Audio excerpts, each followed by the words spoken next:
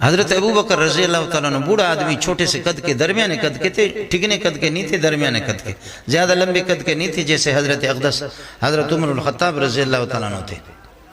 میدان بدر پہ، بدر کی اس جگہ پر اس وقت آپ کا بیٹا عبد الرحمن ابن ابی بکر مسلمان نہیں ہوا تھا۔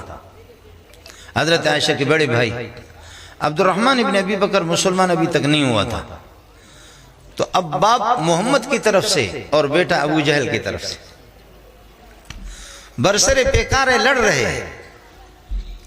3 مرتبہ حضرت ابو بکر بیٹے کے سامنے آ گیا، عبد الرحمن ابن ابی بکر کے بیٹے کے سامنے ابو بکر 3 مرتبہ آئے، لیکن بیٹا جو ہے نا ایک سائڈ پہ ہو گئے، چھپ گیا کہ ابا کی نگاہ مجھ پر نہ پڑے، میں تو ابا کو دیکھ رہا ہوں۔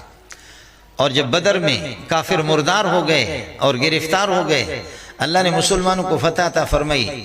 چند دنوں کے بعد عبد الرحمن بن ابی بکر جب مسلمان ہو گئے تو کہنے لگے، ابا جی، او ابا، او صدیق، او ابا جی، ایک بات آپ کو بتا دوں؟ کہا جی میرے پیارے بتا دو۔ اب بیٹا تو مسلمان ہو گیا، اب تو صحابی بن گیا، اب محمد رسول اللہ کے، آپ صلی اللہ علیہ وسلم کے برادر نسبتی بن گئے، جس کو سالہ کہتے ہو، سب کو سبحان اللہ۔ اب محمد رسول اللہ کے برادر نسبتی بن گئے۔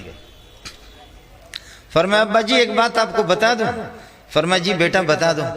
کہا ابا جی میدان بدر پہ میں ابو جہل کا سپاہی تھا، تو محمد کا سپاہی تھا۔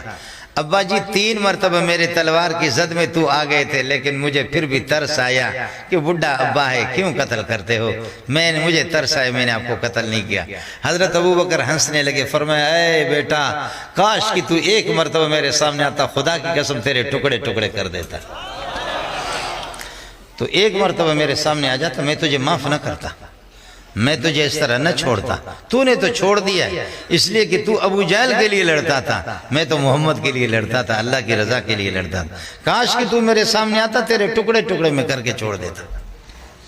اس لیے میرے بھائی، ان کان آباؤکم و ابناؤکم، اگر تمہارے ابا اور تمہاری اولاد اور تمہارے بھائی اور تمہاری بیوی بچے اور اسی طرح تمہاری پراپرٹی، تمہاری جائیداد اور تمہاری وہ تجارت جس کے ٹھپ پڑنے کا، جس کے یہ کہ خسارے کا تمہیں اندیشہ ہے، اگر یہ ساری چیزیں تمہیں اللہ رسول سے محبوب ہوں تو پھر جہنم کے لیے تیار ہو جاؤ، جہاد کے لیے تیار ہو جاؤ، پھر تیار ہو جاؤ۔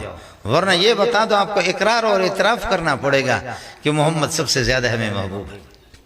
محبت آدمی کرتا ہے کسی کے حسن و جمال کی بنیاد پر، محمد سے بڑا کوئی حسین ہی نہیں ہے۔ حضرت ابو بکر رضی اللہ